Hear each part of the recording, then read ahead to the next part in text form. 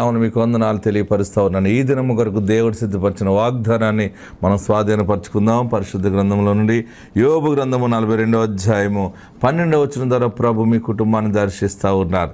యోబు గ్రంథము 42వ అధ్యాయము 12వ వచనం నేను చదువుతున్నాను.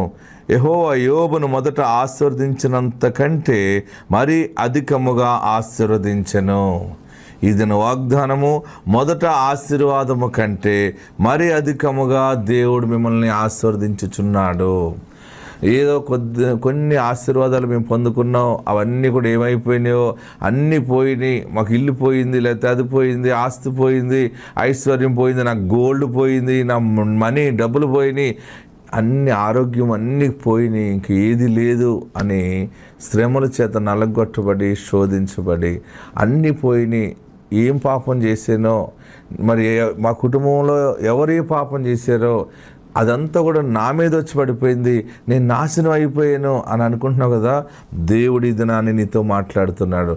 ఎన్ని కోల్పోయావో దేవుడు ముందిచ్చిన దానికంటే రెండంతల ఆశీర్వాదం దేవుడు నీకు ఇస్తూ ఉన్నాడు. నమ్ముతున్నారా? పరిశుద్ధాత్ముడు ఈరోజు నీతో మాట్లాడుతున్నాడు. ఒంటరిగా ఉండి ఏడుస్తూ ఉన్నావు, దుఃఖపడుతున్నావు, అది కోల్పోయాను, ఇది కోల్పోయాను, ఏది చేసినా మా కుటుంబ సభ్యులు ఏది చేసినా అభివృద్ధి లేదు, ఏ వ్యాపారంలో కూడా దీవెన లేదు అని అనుకుంటున్నావు కదా. పరిశుద్ధాత్ముడు ఈరోజు నీతో ముఖాముఖిగా మాట్లాడుతూ ఉన్నది ఏంటంటే, ముందున్న ఆశీర్వాదం కంటే రెండంతలుగా దేవుడు నీకు అనుగ్రహించుచున్నాడు. రెండంతల ఆశీర్వాదాన్ని మీరు తీసుకుని దేవుని సాక్షిగా ఉండబోతున్నావు. ఆస్తి పోయిందేమో రెండంతల ఆస్తి దేవుడు ఇవ్వబోతున్నాడు. గోల్డ్ పోయిందేమో 2 రెట్లు దేవుడు గోల్డ్ నీకు ఇవ్వబోతూ ఉన్నాడు.